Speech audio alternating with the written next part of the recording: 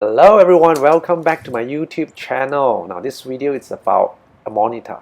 Did you know monitor is measured across diagonally? I have a 24-inch monitor by Dell.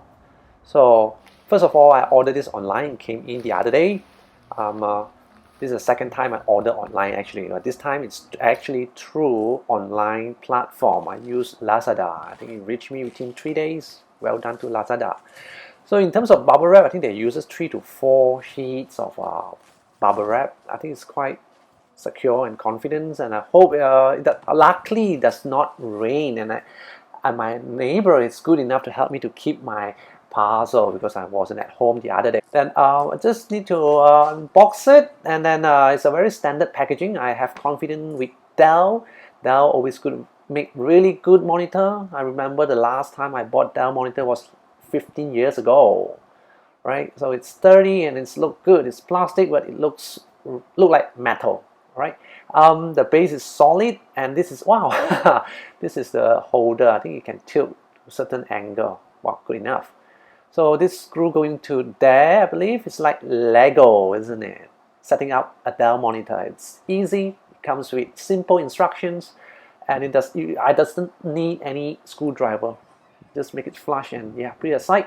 And then this is actually the VESA mount cover in case you are using a VESA mount. So it fits only one side.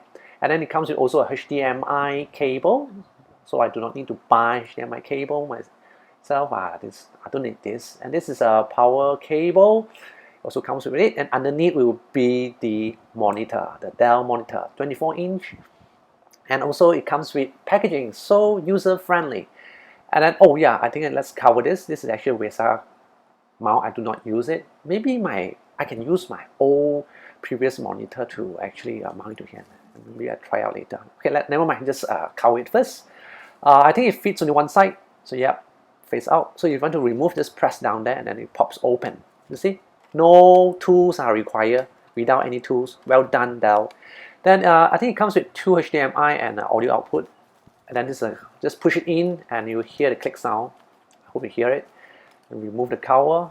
Yeah, there you go. Well done. Now why do I get a new one since I have a Dell monitor? Well, it was actually has been using this old monitor for 15 years already. I think it still works. It's just that it grows some more, and not just more because the monitor, I think they have some white color shadow coming in.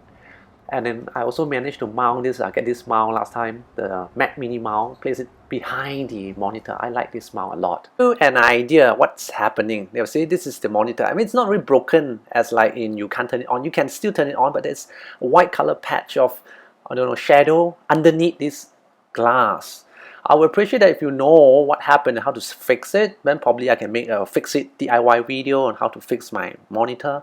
Leave a comment down there, let me know how to fix this problem. I'm more than happy to fix it myself. I'm going to use this as my backup monitor in the future. Probably it will end up in the storeroom. For now, to use it. So use a small screwdriver, push it down and level it out. Then easily I can remove the mount from this new monitor.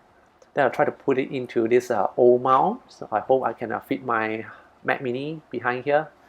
It fits, but unfortunately down here there's no quick release button. It does not fit after all. You see the old one, it has a quick release button, so it fits into the mount. But unfortunately this model, my Dell model, my latest one, it does not have one.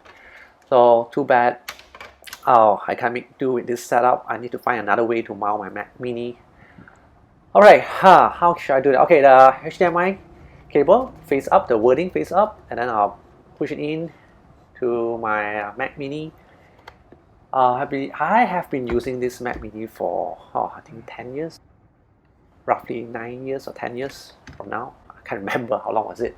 I can unplug this and push it in, and then I'll just make do with the default setting. But one thing I would change is the resolution, the frequency. I would actually set it to 60 Hertz. And then what else? Yep, 60 Hertz I've changed earlier. Next would be if you're using a Windows system, probably you need a driver. So you need to go online and look for the driver. Go to the Dell website, download your OS driver or Windows system. It's optional, but in case it does not have any sound coming out from your speaker, then you need a driver.